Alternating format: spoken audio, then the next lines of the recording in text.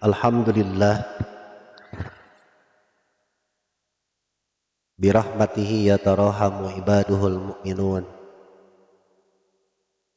wa biinayatihi wa taufiqihi yahtadid dolud. Asyhadu an la ilaha illallah wahdahu la syarikalah wa asyhadu anna muhammadan abduhu wa rasuluh amma ba'du. Hadirin ikhwati iman jamaah ahli pengajian yang dirahmati Allah Subhanahu wa taala, baik yang ada di Masjid Al-Haq di kawasan Jalan Adipati Agung, Bale Endah, Kabupaten Bandung, maupun jamaah ahli pengajian yang ada di rumah masing-masing dan ikut menyimak melalui YouTube dan Facebook Dialog Islam. Alhamdulillah, malam ini malam Ahad, malam yang ke-10 di bulan Muharram tahun 1447 Hijriyah, bertepatan dengan tanggal 5 hari Sabtu tanggal 5 Juli tahun 2025 Masehi. Dengan izin Allah Subhanahu wa taala, alhamdulillah malam ini kembali kita bisa melaksanakan sholat maghrib berjamaah, kecuali yang head di luar. Tapi insya Allah wanita yang head tidak sholat dapat pahala karena taatnya. Saya lagi, wanita yang head yang sedang mens tidak sholat, tidak saum, tapi dapat pahala karena taatnya. Sebaliknya, kalau wanita yang sedang head sholat, saum, atau diam di dalam masjid, itu mendapatkan dosa alias siksa. Jadi tidak selamanya orang yang tidak sholat berdosa. Ada orang yang tidak sholat dapat pahala. Siapa? Wanita yang sedang head.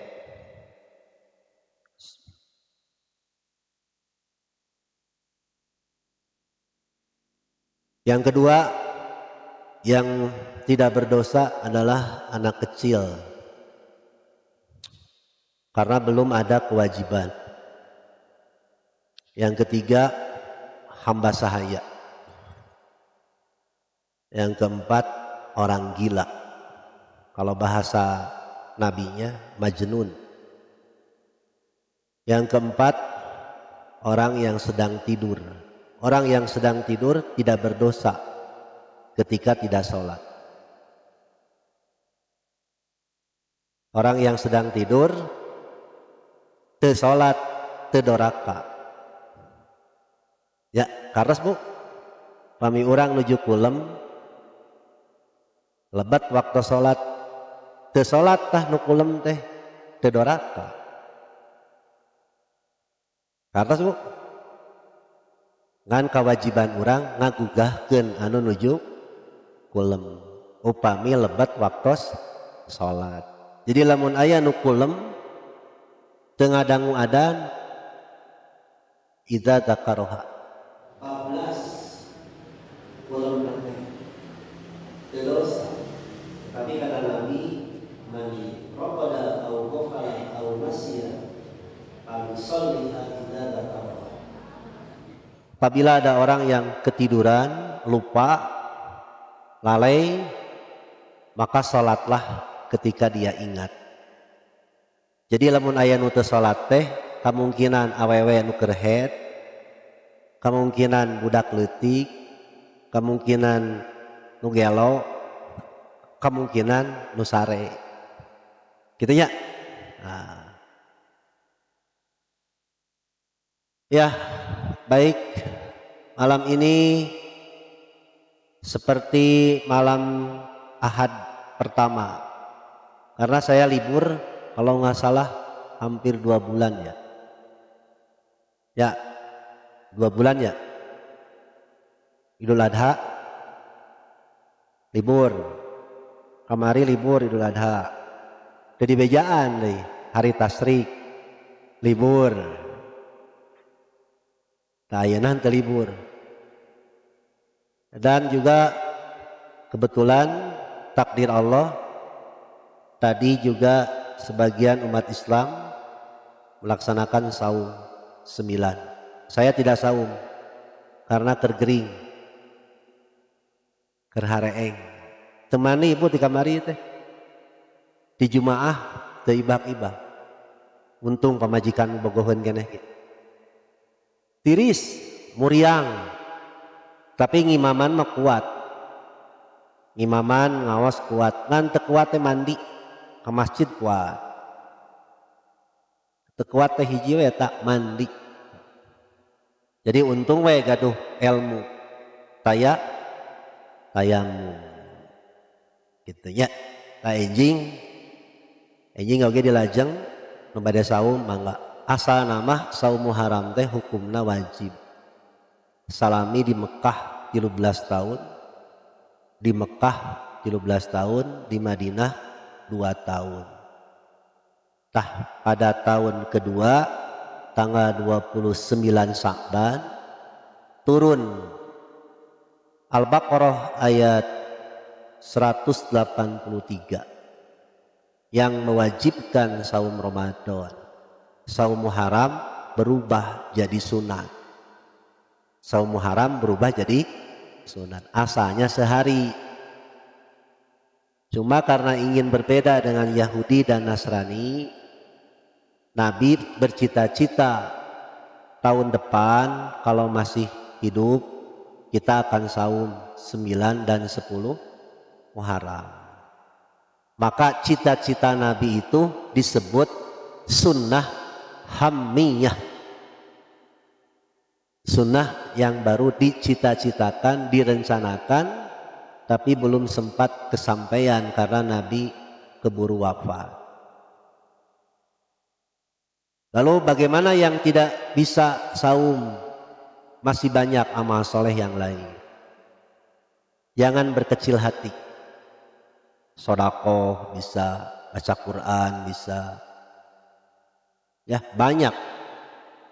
Kalau kita tidak saum gara-gara sedang haid, gara-gara sakit, gara-gara sudah udur, tidak mampu, banyak amal soleh yang lain. Tasbih, tahmid, takbir, tahlil, membaca subhanallah, alhamdulillah, la ilaha illallah, Allahu akbar, itu juga sedekah. Yang kelima, menghilangkan gangguan di jalan. Mun aya cangkang cau nu picilakaeun, cucuk nu matak nyugak, piceun eta teh sedekah. Salajengna seuri we. Seuri ge kaasup sedekah. Nu terakhir, sedekah yang paling berat adalah menahan diri dari dosa. Menahan diri dari maksiat itu sedekah. Begitu ya. Jadi siapa yang tidak saum hari ini dan besok karena tidak mampu, karena sakit, karena ada halangan, jangan berkecil hati. Banyak amal soleh yang lain. Gitunya. Kan aya nu kitu, abdi mah cenah ustad teu kuat saum sunat teh. Sarua cenah.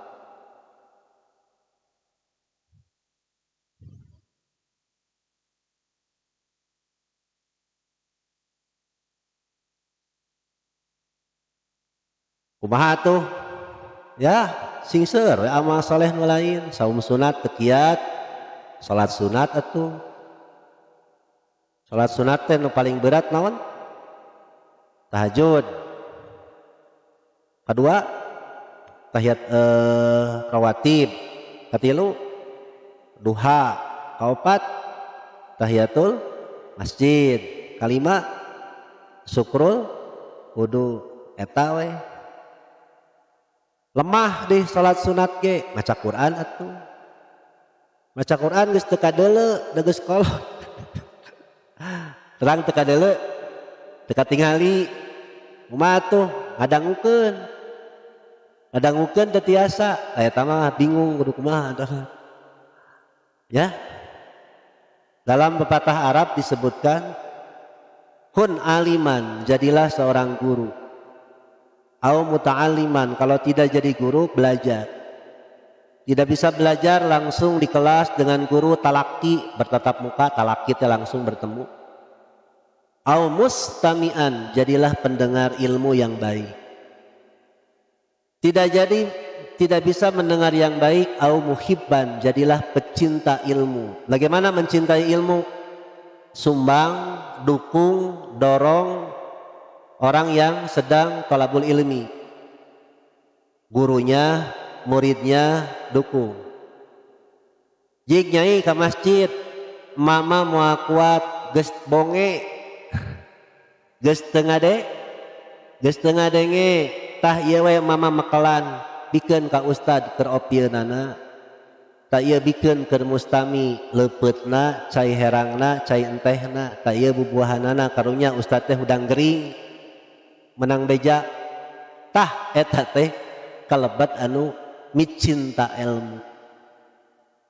Jadi ulah sok loba alasan ngajar teu bisa, diajar teu bisa, ngadangukeun geus bonge, geus torek. Jadilah pecinta ilmu. Siapa pencinta ilmu? Mendukung, menyumbang, atau ngaganggu. Kalau sekarang mah ada player, disebarkan playernya, bikin status di WA. Itu namanya orang yang mencintai ilmu. Terusnya ayo memotivasi we ngarah ulah eleh supaya semangat beramal soleh. Gitu tah sok kencelengna idarkeun lah gandeng konsentrasina kaganggu. Halaman sabaraeun enak teh ceu betul tuh ya. Halaman 37 ya. Sabra? Halaman 37. Halaman 37. Oh ini adab-adab di jamban atau di WC.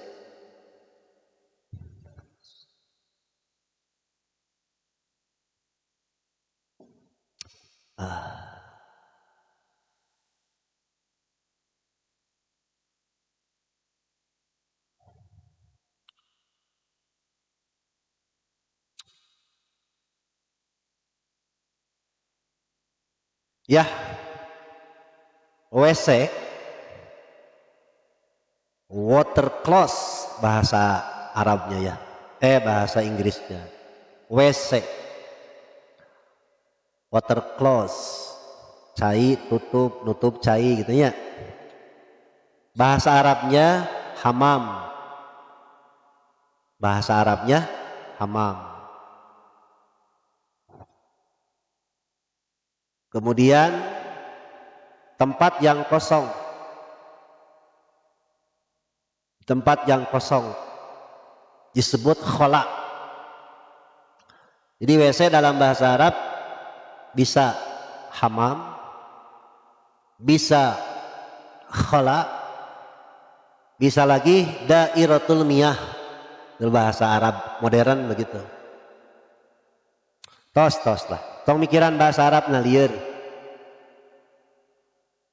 Kita harus bangga menjadi umat Islam karena Islam mengajarkan etika hidup sejak dalam kandungan, ketika lahir, ketika menyusui, mendidik, sekolah, berpakaian, berumah tangga, berdagang, bertetangga, sampai WC pun diatur.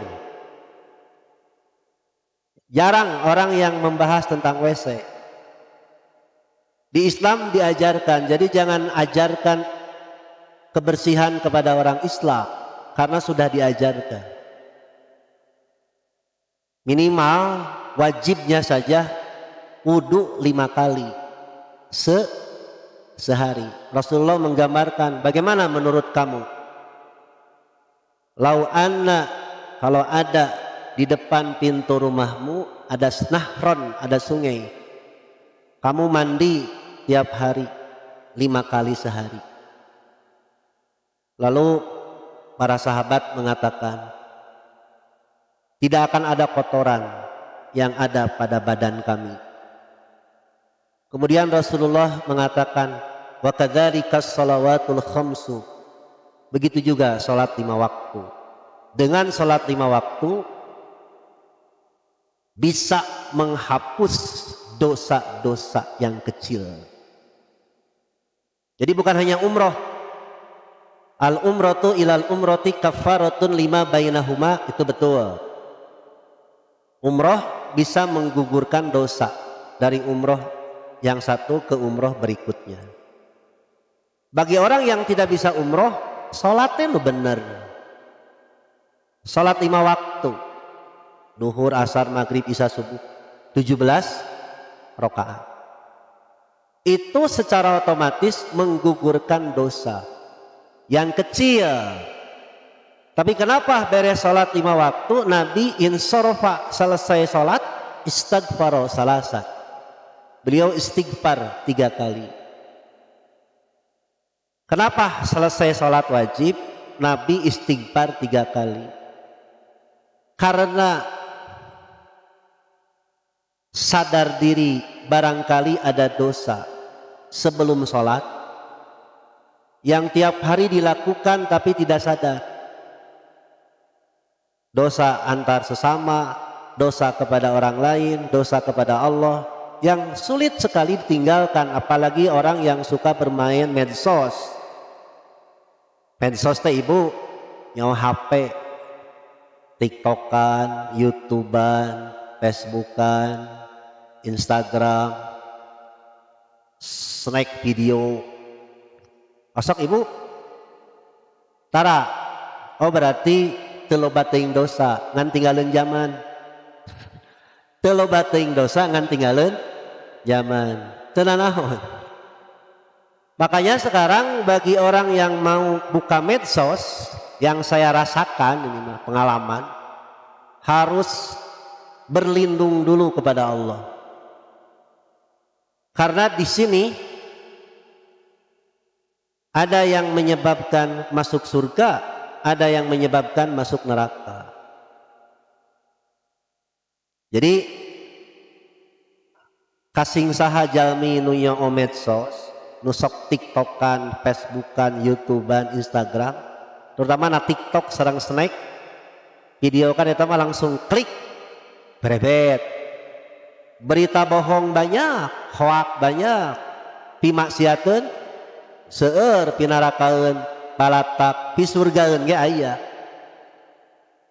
Saya kalau suka rindu dengan bacaan Quran haram, saya suka buka TikTok, klik Imam Abdurrahman As-Sudais, videonya langsung. Begitu diklik, disimpan, langsung di-download, cepet nge-download nanti, berebet. Itu tergantung kita mau apa dengan medsos. Ya. Nah, balik lagi.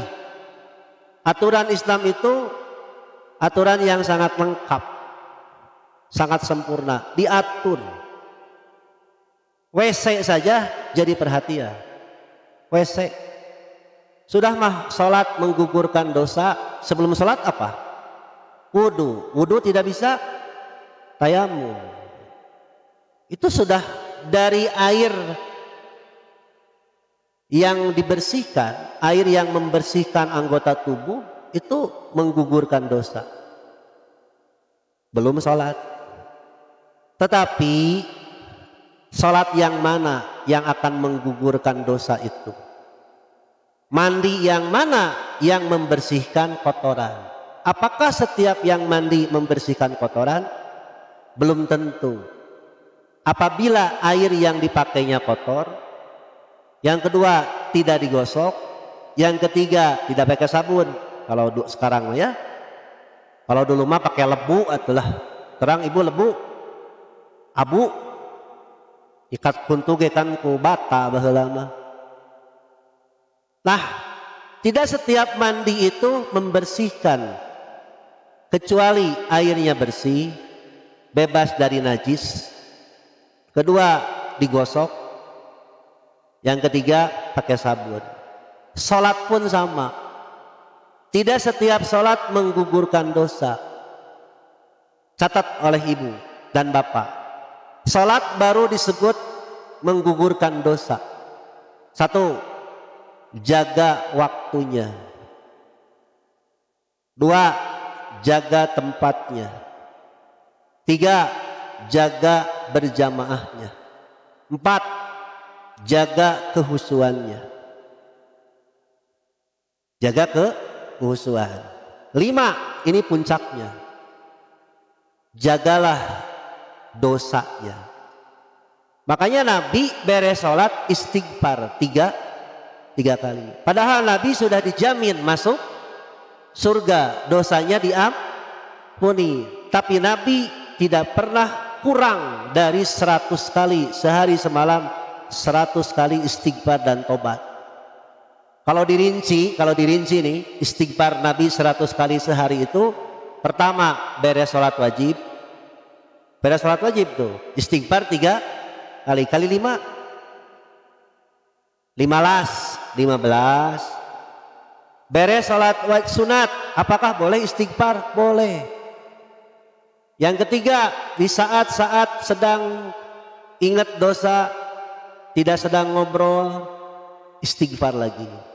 Karena ingat dosa di masa lalu. Artinya manusia tidak akan lepas dari dosa. Beristighfarlah. Lanjut. Salat bisa menghapus dosa apabila memenuhi syaratnya. Satu, wudu. Wudunya harus sempurna. Dari ujung rambut diusap, wajah dicuci, tangan dicuci, kaki dicuci. Beda pas kepala tidak dicuci, tapi diusap. Kenapa? Itunya. Ya itulah ketentuan. Pas tangan mah dicuci, bukan sekedar basah. Kalau bisa yukholil, di sela-sela. Dikir-kir tabu tah baheula mah. Gitu. Itu di sela-sela. Kalau ada janggut, janggutnya disela. Kumaha menuh janggotan, kumaha dinya we eta mah. Yang kedua, setelah wudu menutup aurat. Nah, ini yang paling berat. Mohon maaf yang belum berjilbab. Banyak wanita yang sholat berjilbab, beres sholat dibuka lagi. Leres tuh? Leres tuh, Bu? Boleh Ustadz dibuka jilbab? Boleh. Di mana? Di rumah. Boleh diperlihatkan. Kepada siapa? Suami, istri, anak, mertua, minantu, incu, keponakan, anak tiri, saudara, boleh membuka aurat. Tapi selain itu boleh tidak? Tidak boleh. Mohon maaf, jangan tersinggung. Masih banyak wanita muslimah beres sholat dibuka jilbabnya. Lebar tuh, lebar. Ngagugurkeun dosa tuh, menghapus dosa tuh. Bukan menghapus dosa, justru menambah dosa. Punten-punten ya mah rada peurusnya, tapi harus saya sampaikan. Jangankan yang membuka aurat. Rasulullah SAW dalam hadis Muslim mengatakan yang berpakaian saja telanjang. Ada yang berpakaian tapi telanjang. Hanaang bu itu. Apa dalilnya Ustadz? Rubba kasiat. Banyak perempuan yang berpakaian ariyat tetapi telanjang. Ma'ilatun, berlenggak-lenggok. Mumilatun, berlenggak-lenggok. Ka'asnamitil bukhti, punduknya seperti punduk unta. Kemudian bajunya tipis menerawang. Ngalepet cek urang Sunda mah. Naon ngalepet teh? Ngetat. Timimiti bentuk tubuh nate kaciri. Rasulullah mengancam sinfani min ahli nar, dua kelompok dari ahli neraka, wanita yang berpakaian tapi telanjang. Saya kalau melihat di sini ibu-ibu ya, kerudungnya menutup dada menurut Quran surat Al-Ahzab 59, wal yatribna bi khumurihinna ala juyubihinna. Kemudian dalam hadis Abu Daud, innal mar'ata idza balaqatil mahid lam yasluh an yura ila hadza wa asyara ila wajhi wa yadayhi.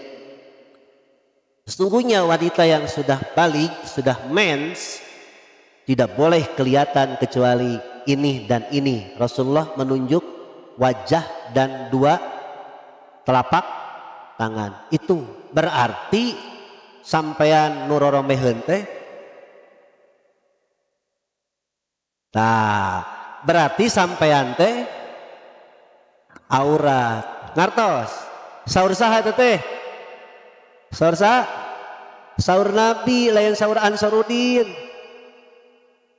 Gitunya Rasulullah nalika lebet ka bumi Aisyah, kalaresan aya saderekna jenenganana Asma. Asma dina waktu harita memakai baju yang tipis. Lalu Rasulullah menegur Asma, kalau wanita sudah haid jangan kelihatan ini dan itu kecuali wajah dan tangan. Nah, banyak wanita-wanita muslimah, banyak atau sedikit? Banyak ya? Banyak, maaf, belum nutup aurat. Padahal Quran jelas, Al-Ahzab 59, An-Nur 30, 31, hadis Abu Daud ya. Yang kedua, banyak atau sedikit wanita muslimah beres sholat membuka aurat? Banyak sedikit? Banyak sedikit? Yang terakhir, berpakaian tapi telanjang. Berpakaian tapi telanjang. Istighfar. Itu syarat yang kedua. Wudu, menutup aurat. Yang ketiga, menghadap kiblat. Itu hukumnya wajib. Bagaimana cara menentukan kiblat? Tanya aja ke Ustadz Abu Sabda Al-Falaki. Kalau masjid ini bergeser kontur tanahnya, periksa lagi. Apakah sudah pas belum? Termasuk ibu bapak ketika meninggal disalatkan wajib menghadap kiblat. Siapa yang wajib menghadap kiblat? Mayitnya, orang yang salatnya? Mayitna kudu, orangnya harus, kuburannya pun harus. Itu termasuk dosa besar kalau orang tidak menghadap kiblat ketika hidup dan mati. Dosa besar. Ya, jadi kenapa kalau kita menyolatkan jenazah, kalau saya diundang atau saya melayat jenazah mau menyolatkan, saya suka nanya dulu, mana kepalanya? Ini mana? Lalu digeserkan. Kalau mayitnya terlentang, dihadapkan ke kiblat, dihadapkan ke kiblat, baru sholat. Tapi kalau mayit belum dimandikan, belum dikafani, bebas itu. Tapi ketika mau disolatkan, wajib menghadap kiblat, termasuk ketika dimasukkan ke liang lahat. Nah, kembali lagi, sholat yang mana yang akan menggugurkan, menghapus dosa itu? Syaratnya wudu, menutup aurat, menghadap kiblat.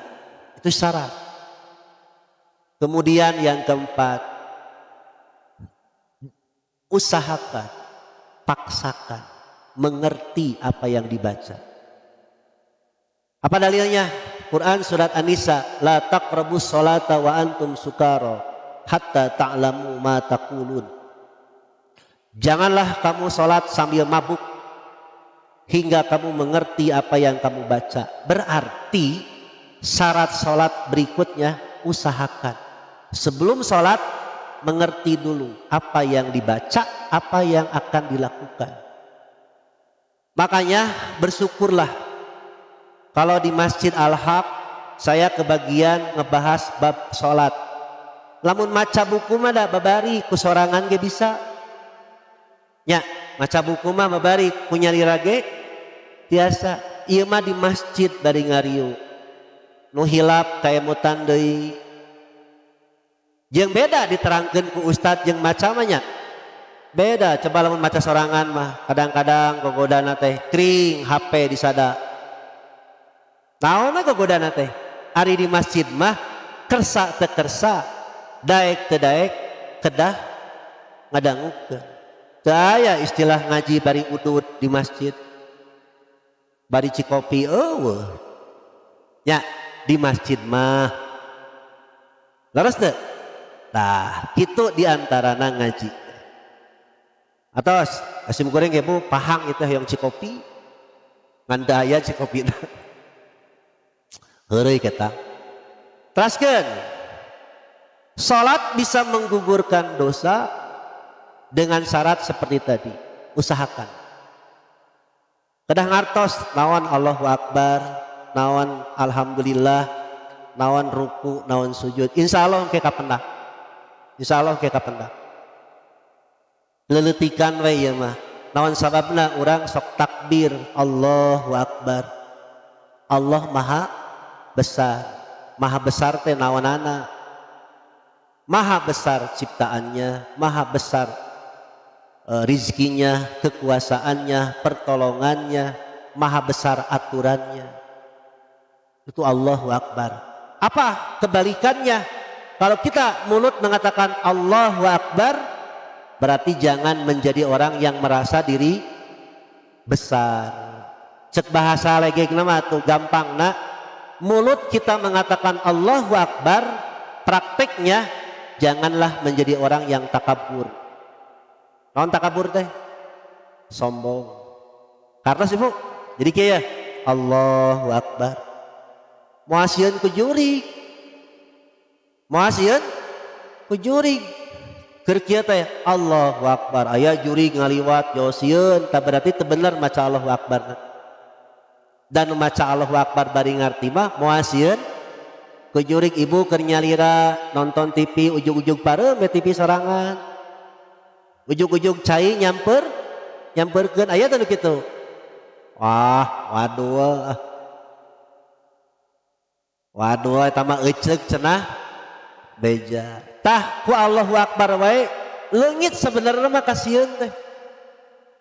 Tidak merasa diri besar, tidak takut karena Allah Maha besar. Besar penglihatannya kumaha Ustaz panona sagede kumaha?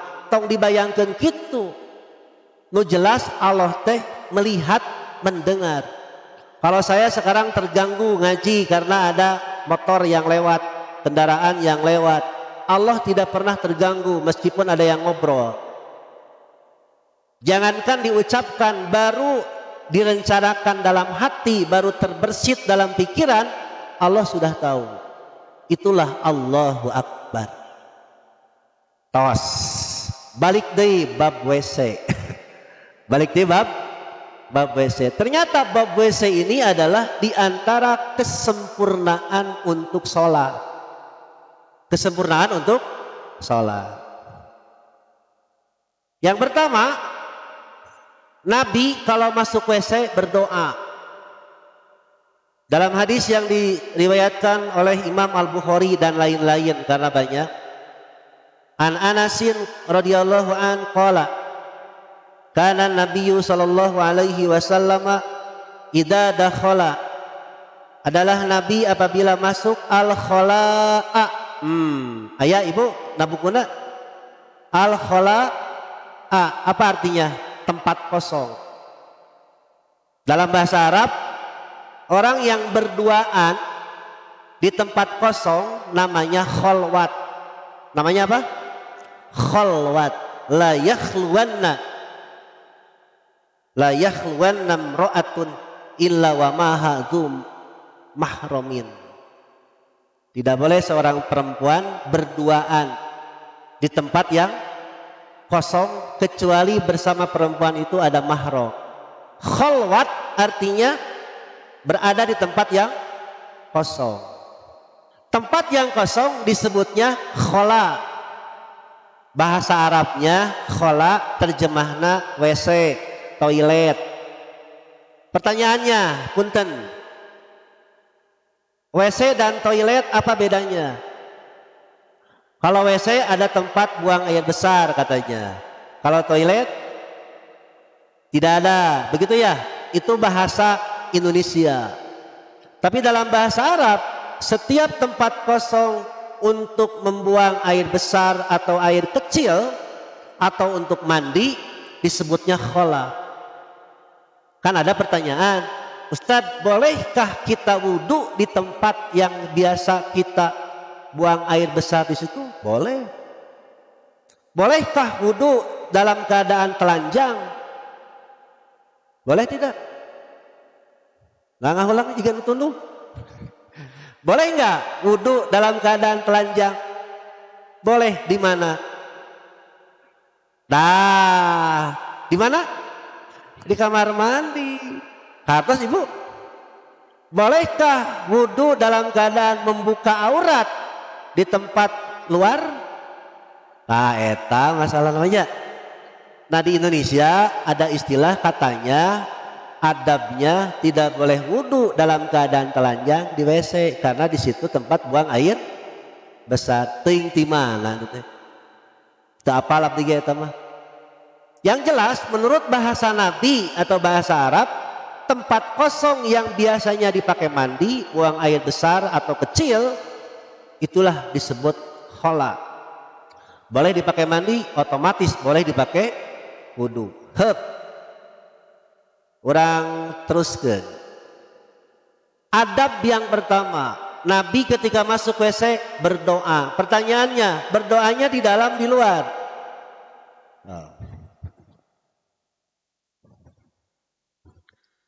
Apabila masuk jamban, apabila masuk jamban, di luar di dalam, di luar, katanya. Pertanyaannya, ada sunnah sebelum wudhu baca apa? Bismillah. Beres wudhu baca apa? 2 kalimat syahadat. Bolehkah dibacanya di WC?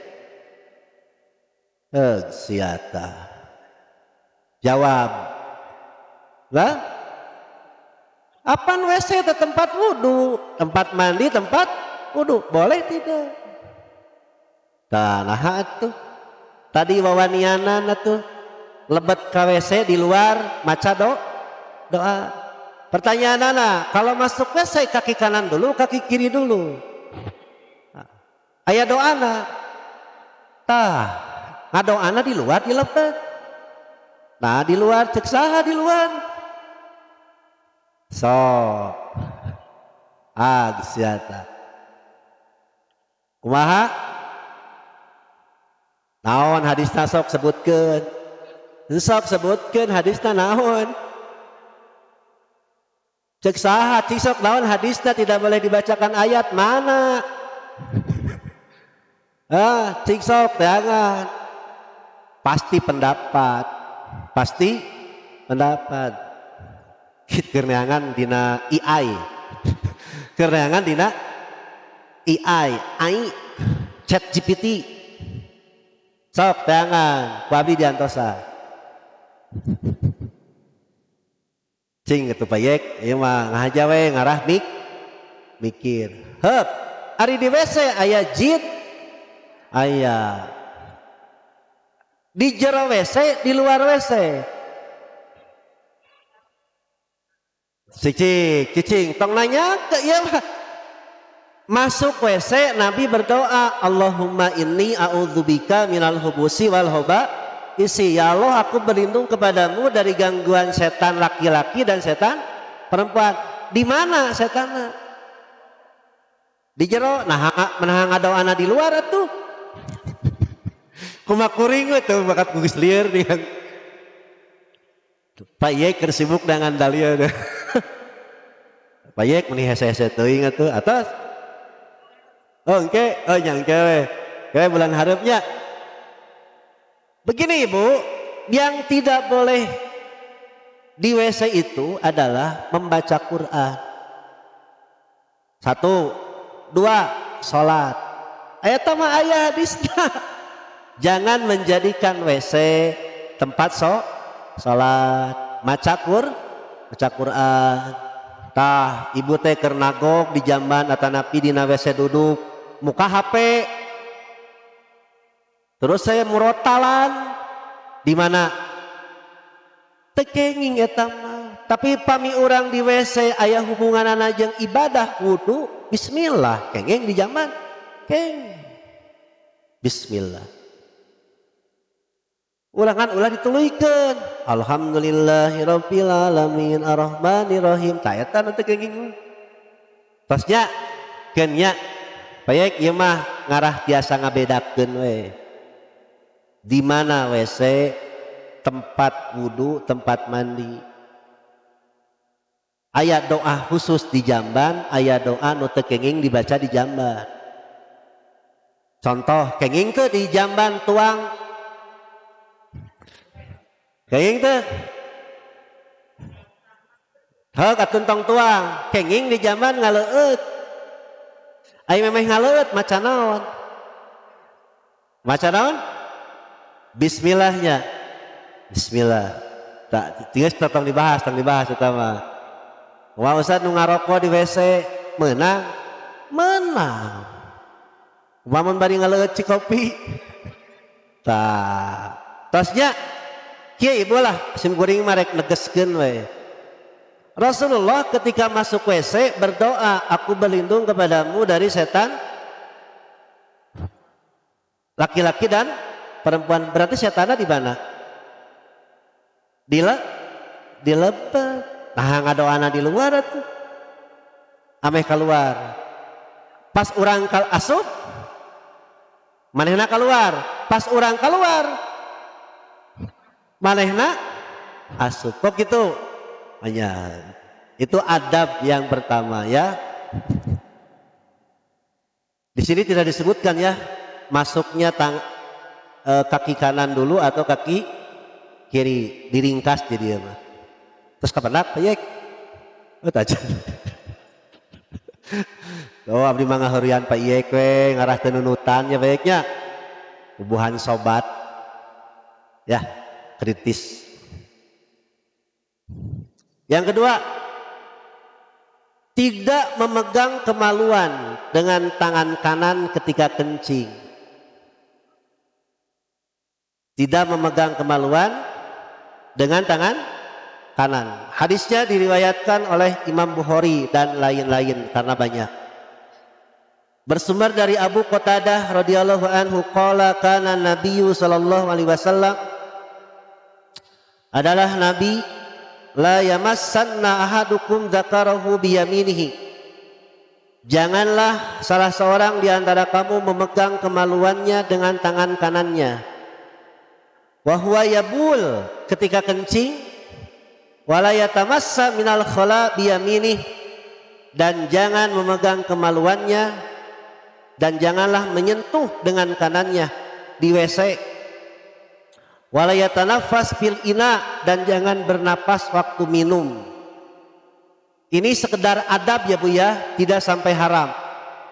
Sekali lagi, memegang kemaluan dengan tangan kanan tidak sampai haram. Pertanyaannya, kumaha lamun buntung pandanganna? Nu kanan teh nu kiri teh buntung jika si buntung jago tutugan buntung tas sasiknya cik kumaha papangna Nah, itu dikecualikan bagi yang tidak normal tangannya, maka diperbolehkan menggunakan tangan kanan gitulah. Kemudian ini minum. Tadi disebutkan bab minum, wala yatanaffas fil ina. Jangan bernapas ketika minum di dalam bejana. Tapi ini hadis cuma satu. Kalau ibu rajin buka Bulughul Maram, itu ada 2 hadisnya. Yang tidak boleh itu begini, ditiup berulang-ulang di dalam gelas. Kalau sesekali ya, saya teh panas, itu diperbolehkan. Dan ternyata kenapa tidak boleh berulang-ulang bernapas di dalam gelas? Udara yang keluar itu kotor, mengendap di dalam gelas. Gitu hikmah nama. Jadi tidak sampai haram, cuma jatuhnya kepada makruh. Tapi makruhnya masuk kategori karohatu tanzih, demi kebersihan. Begitu ya. Berapa menit nih? Ya, insya Allah nanti beres salat isya kita lanjut. Ada pertanyaan. Yang pertama, Ustadz, ieu hadis hoyong diterangkeun. Hadis riwayat Muslim. 3 amalan untuk memperbaiki diri kita, menghapus dosa dan mengangkat derajat kita di sisi Allah. 1, menyempurnakan wudhu di saat yang sulit. Maksudnya pada saat hoream, pada saat malas, pada saat dingin, pada saat panas. Itu memang berat menjaga wudhu itu ya. Asa gandeng itu ya. Asa gandengnya kela. Jadi yang dimaksud menyempurnakan wudhu di saat yang sulit itu adalah ketika malas untuk sholat harus wudhu dulu. Memang diujinya seperti itu. Setiap kali mau sholat tiba-tiba ngantuk. Tiba-tiba ngantuk. Tiba-tiba hoream. Misalkan tadi kita sudah wudhu pas maghrib. Tiba-tiba pas mau masuk isya hayang pipis, pengen BAB yang lebih parah, pengen buang angin, sok ditahan tara osok terus tuh eta diantaranya. Itulah ujian yang paling berat sebenarnya bagi semua orang, memperbaharui wudhu. Memperbaharui wudhu artinya mengulang wudhu, entah karena nguap, karena ngantuk, apalagi pengen keluar angin. Makanya memperbaharui wudhu di saat yang sulit termasuk menghapus dosa, apalagi diikuti dengan sholat tentu saja. Yang kedua, banyak melangkah menuju masjid. Yang disebut langkah tapi yang dimaksud adalah modalnya. Yang datang ke masjid jalan kaki dengan yang naik motor dan naik mobil itu beda pahalanya. Innamal a'malu biqadrin nasobi, begitu kata Nabi. Sesungguhnya amal itu diukur dari nasobnya. Yang disebut nasob itu adalah modalnya. Puntennya jangan tersinggung. Naik mobil pakai bensin, oli. Yang punya supir pakai supir, ya kan? Gede mana biayanya jangan naik motor, naik mobil. Naik motor dengan yang jalan kaki, gede mana modalnya? Naik motor. Jadi bukan harus jalan kaki, boleh jalan kaki, boleh naik mobil, boleh naik motor. Saya setuju kalau ada yang punya mobil dipakai ke masjid, pahalanya lebih besar daripada yang lempang atau jalan kaki, kecuali bagi mereka yang jarang olahraga, dia jalan kaki ke masjid, pulang pergi ke rumah masjid jalan kaki, tetapi tetap dalam keadaan sakinah wal waqar, tidak boleh tergesa-gesa. Saya dari rumah ke masjid itu kurang lebih 400 meter, jalan kaki santai 10 menit. Kalau saya sedang tergesa-gesa, naik sepeda atau naik motor, apalagi di komplek pasti pakai portal. Saya kalau ke masjid subuh kemudian beres ngimaman harus siaran, harus naik motor. Kalau jalan kaki kabayang rusuh. Jadi kalau bapak ibu nanti datang ke masjid berjalan kaki, usahakan tenang, tidak boleh tergesa-gesa. Itu yang dimaksud banyak melangkah menuju masjid, artinya banyak modalnya. Belum mobil, belum uang untuk kenceleng, can makelan ke ustadna, sekaya gitu. Ya, sekaya gitu. Iya ustad ya, ibu gado rezeki modalna.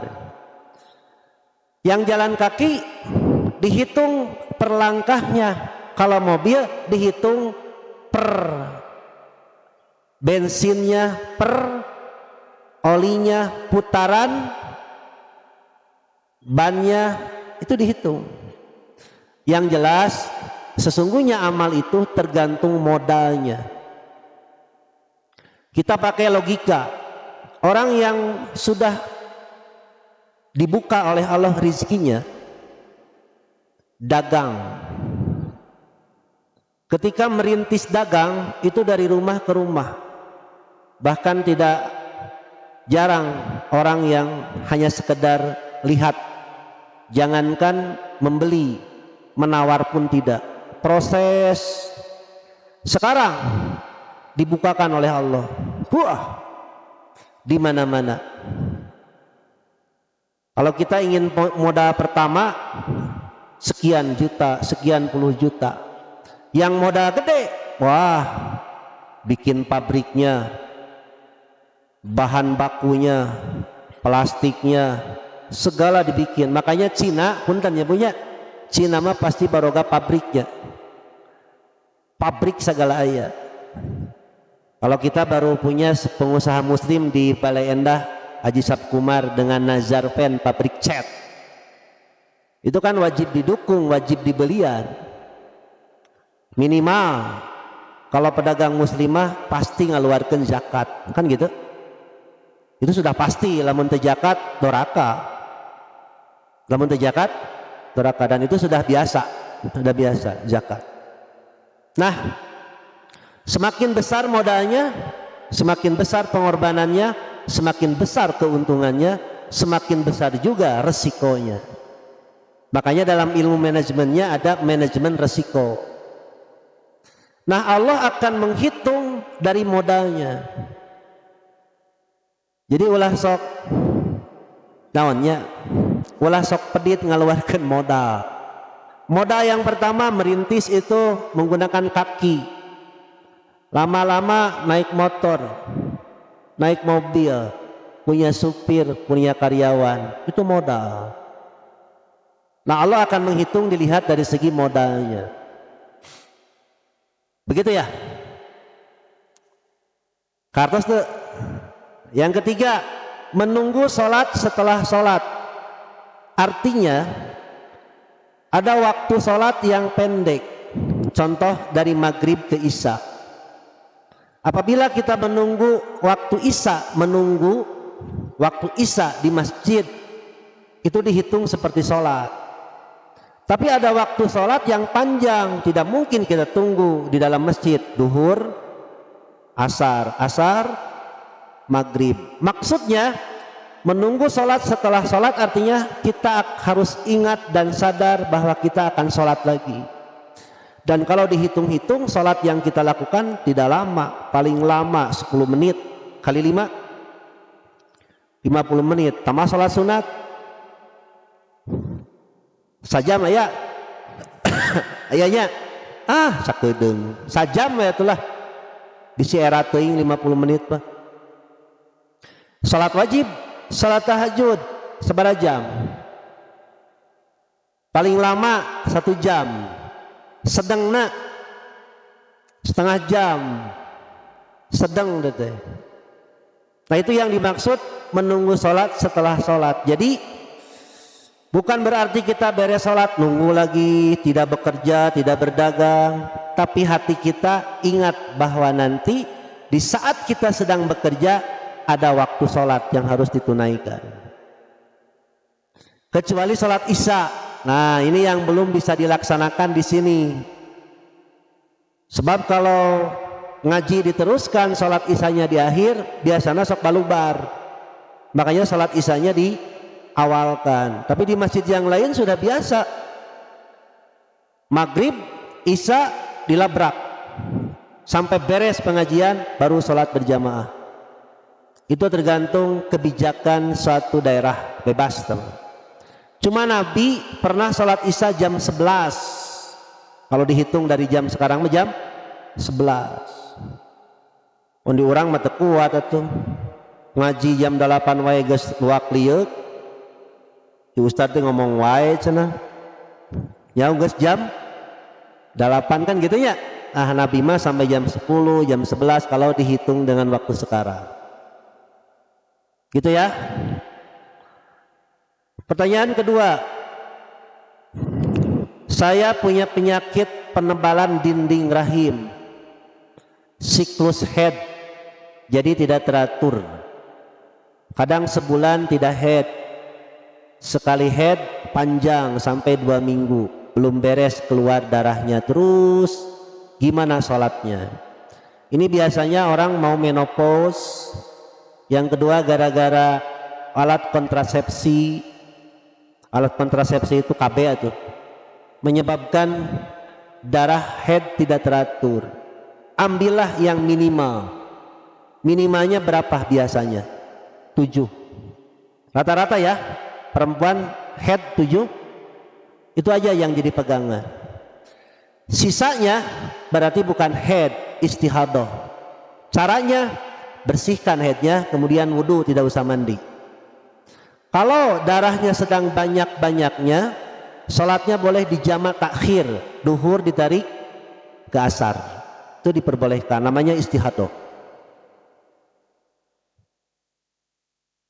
Ustadz minta dalil mengerti arti bacaan sholat, surat apa, ayat berapa? Aduh, Anisa.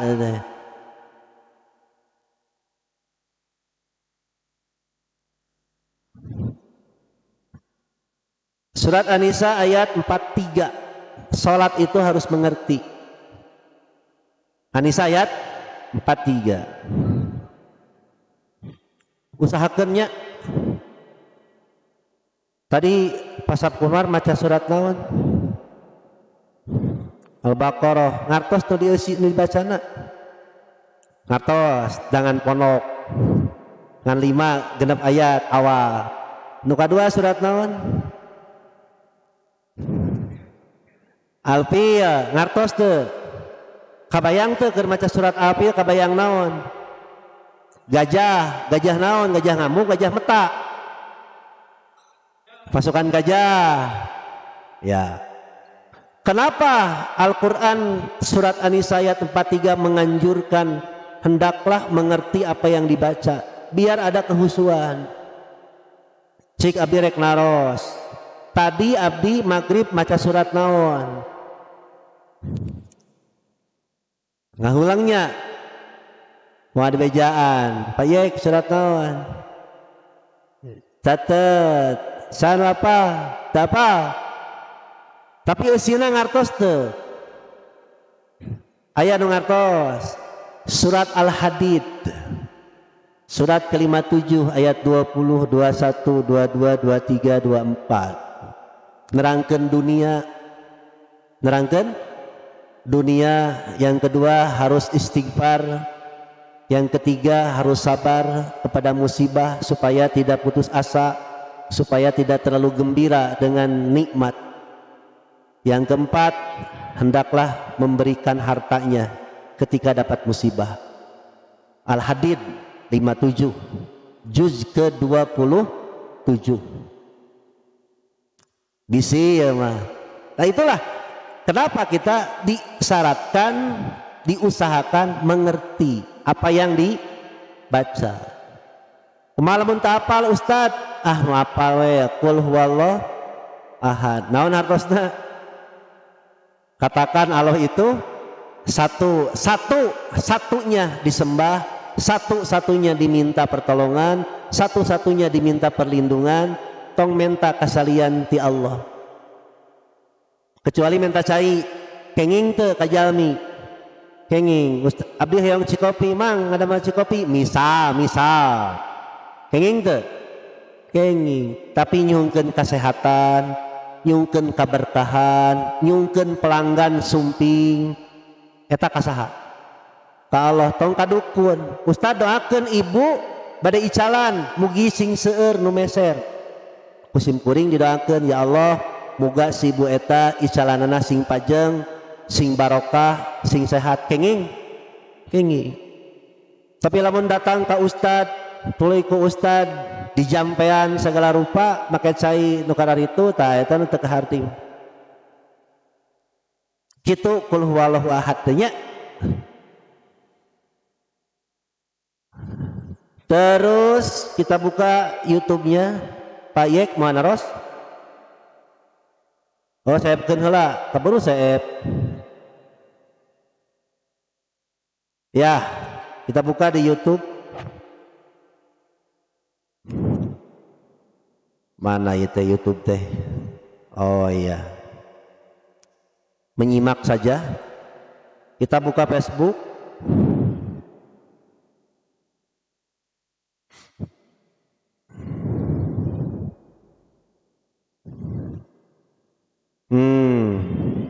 Menyimak saja, tidak ada pertanyaan yang berat. Iya, baik, ke pertanyaan berikutnya. Pak Ustadz, apakah ada doa khusus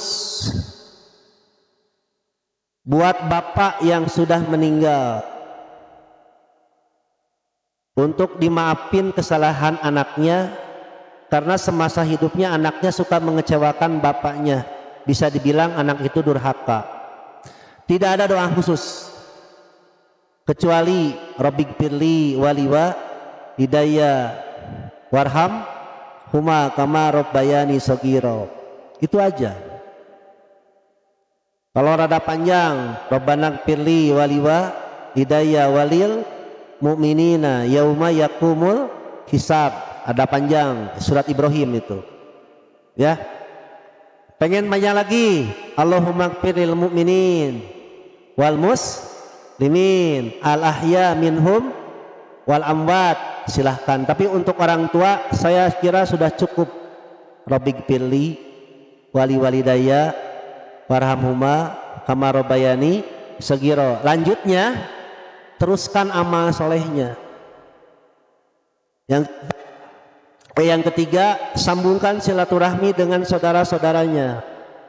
Jangan sampai pecah persaudaraan ketika orang tua meninggal. Sambungkan, bantu, dorong, angkat derajat saudara-saudara. Yang keempat, laksanakan cita-citanya, maka otomatis akan menjadi pahala yang mengalir terus kepada orang tua meskipun tidak mengatasnamakan orang tua. Saya sholat, saum, zakat, umroh, haji, sodakoh, ngaji, pengajian, itu otomatis orang tua dapat pahala, anaknya dapat pahala tanpa meniatkan untuk orang tua yang sudah meninggal. Kalau diberikan kepada orang tua yang sudah meninggal saja berarti anaknya tidak. Oper pahala kan begitu, transfer. Saya ada rekening 100 juta, kemudian saya transfer 100.000, berkurang tidak? Berkurang. Nah, yang disebut sedekah jariyah tidak berkurang. Yang mengajarnya dapat pahala, muridnya dapat pahala, orang tua dapat pahala mengajarkan anaknya beramal soleh.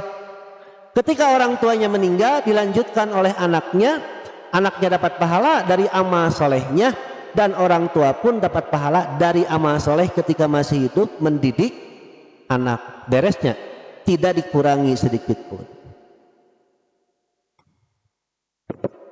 Begitu. Tahun ini teh Allah mana tadi teh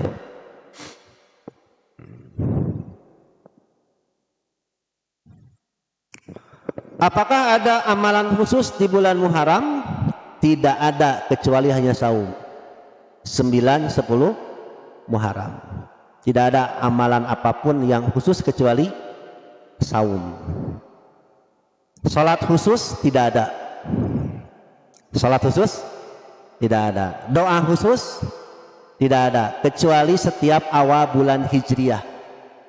Nah, nanti beres Muharram, Sofar. Ya, beres Muharram non? Sofar. Bada maghrib ngadoa Allahumma ahillahu bil yumni wal amni wassalamah wal islam Rabbi wa rabbukallah. Gitu ngadoana. Mun apal, mun teu apal apalkeun. Pondok panjang, pondok ngadoana mah ngan ku sabab teu arapa da apana pawai obor wae. Ari pawai obor apa ari doa rek tiap awal Hijriah teu apal. Sok di dieu nah. Sok di dieu. Mana Pak Yek? Oh ngapakeun heula. Sok ibu, mangga ibu.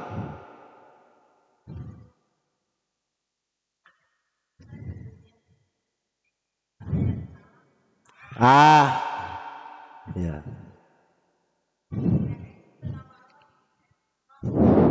Ya. Nabi ketika itu pernah tidak menjawab salam ketika sedang wudhu. Ketika sedang wudhu pakai isyarat, pakai isyarat. Ya, jadi di WC ketika ada yang mengatakan salam jangan dijawab. Ya, tolong dijawab. Waalaikumsalam bari lagi dan yang naon atuh. Di WC ngajawab, komo bari WC na di lebat bumi. Assalamualaikum. Kadang ngomong. Waalaikumsalam. Korowok di mana? Di mana? Di WC. Tuh di WC. Pan banyak gitunya. Yang kedua, naon tadi itu Bu? Ya, tapi hadisnya doib ya. Etikanya tidak ngobrol. Walam yatahaddasa, tapi hadisnya maklul. Hadisnya doib. Di gini saya bacakan hadisnya ya, mumpung Ibu naros. Mana ada beda ciriannya? Kalam bu kalam. Nah ini. Idza tagawwatar rajulan falyatawara kullu wahidin minhum ma'an sahibihi wa la yatahaddatsa. Fa innallaha yamqutu 'ala dzalik. Dari Jabir, ia berkata Rasulullah Shallallahu Alaihi Wasallam bersabda, apabila dua orang buang hajat, buang air besar, buang air kecil, masing-masing hendaklah bersembunyi, tidak saling berbicara, karena Allah membenci perbuatan yang demikian. Hadis riwayat Abu Dawud, tetapi cacat alias mudtorib sanadnya karena ada rawi yang tidak dikenal, dan juga mudtorib matannya goncang. Boleh, tapi rek naon atuh bari ngobrol. Wudu bari rek naon atuh. Mun aya nu naros, wal ratu bisi penting. Mak, abdi rek sakola eta kunci motor di mana? Hadapun bantal berwudu teh kenging gitu ya, karena hadis yang mengatakan tidak boleh ngobrol ketika di WC ternyata hadisnya dhaif gitu. Itu hanya adab saja Bu ya, adab. Kemudian tadi Ibu bertanya menjawab salam ya Bu ya, menjawab salam ketika sedang wudu. Nabi pernah diucapkan salam tetapi beliau tidak menjawab.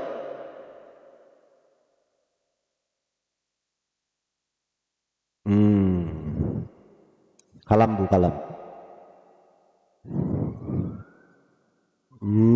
Aya naon tah? Aya naon tah?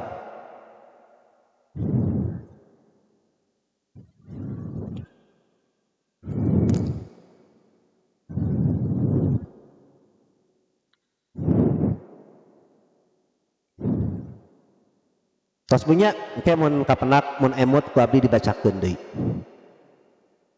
Mami emut sareng kapenak diaoskeun deui bahwa Nabi tidak menjawab salam ketika sedang wudu.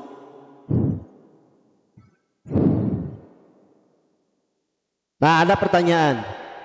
Nabi ketika masuk WC menyimpan cincinnya. Menyimpan cincin. Katanya cincinnya ada tulisan Arab. Muhammadur Rasulullah, kan begitu? Padahal disimpan itu cincinnya biar sempurna wudunya. Biar sempurna airnya mencuci tangan, makanya disimpan, bukan karena Arabnya begitu.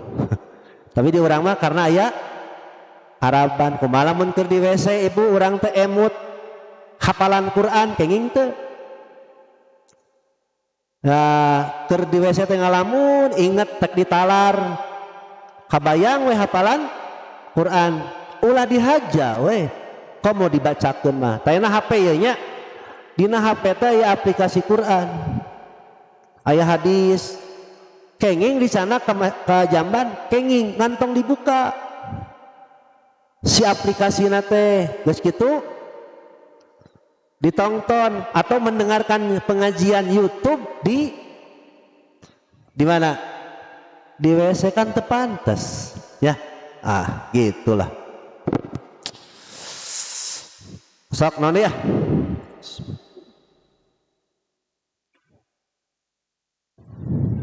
Mana tadi teh?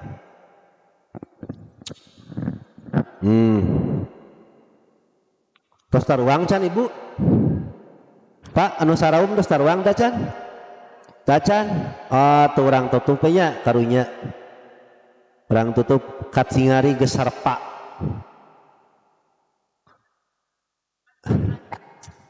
Kumaha Bu? Kumaha?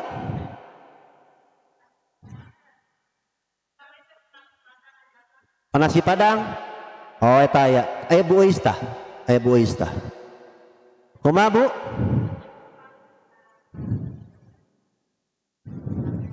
Kulan? Kenging. Kenging cak abdi oge. Itu mah hanya pendapat Imam Ahmad diantaranya yang melarang sampai mengatakan haram. Sampai hari ini saya belum menemukan hadis secara sharih atau jelas tidak boleh membawa tulisan-tulisan Arab. Saya belum menemukan hadisnya. Mun aya mah abdi ge bade. Iya.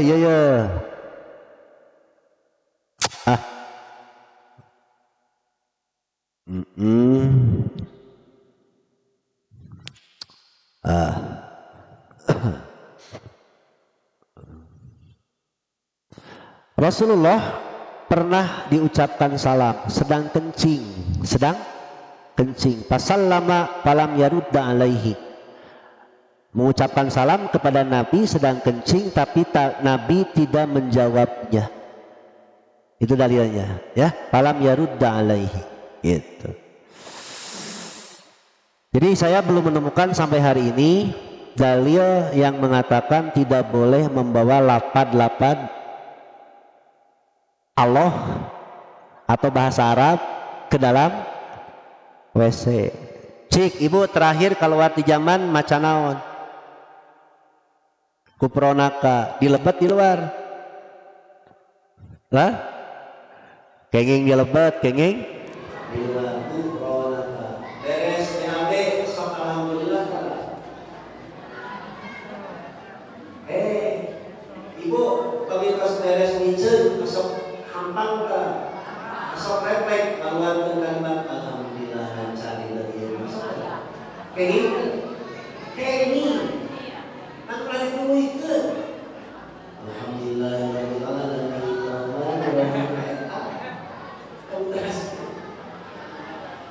pasnya basra recetnya si ibu jiganan lapareun.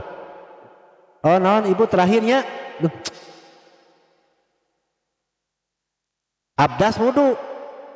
Oh wudu sareng abdas sami teu? Abdas sareng wudu sami teu? Oh sami. Ari welas asih sareng al ihsan sami teu? Sok kumaha Bu kumaha?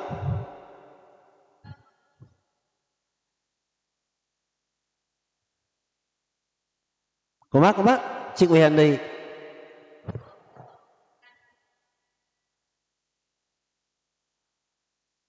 Oh di WC. Tidak niat untuk BAB. Tapi langsung wudu. Boleh wudu di tempat yang kita buang air besar di situ. Kalau kentut alias buang angin, wudu. Gak usah cebok kalau wudu mah ya, kecuali wudu kentutnya dengan bukurnya. Apa itu bukurnya? Dengeuna. Terakhir, apa benar perempuan haid bila terpaksa boleh memberikan tausiah atau mengajar ngaji dalam masjid? Tidak boleh. Di luar, titik. Itu Quran ya. Abiri sabil kecuali numpang lewat. Ayat kene gitu gini kan? Ustadz bukan Nabi wudu ada yang ucap salam? Iya. Oh ya ini beliau tidak menjawab salam sampai selesai wudu lalu beliau menjelaskan sesungguhnya aku tidak suka menyebut nama Allah dalam keadaan tidak suci. Ya. Itu hadis yang diriwayatkan oleh Abu Dawud begitu. Atau non? Oh ibu Uis terakhir.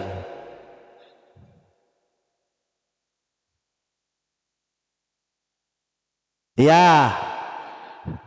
Kalau menurut saya al-ihsan diganti dengan welas asih dengan dalih welas asih itu sebagai terjemah dari ar-Rahman ar-Rahim boleh-boleh saja.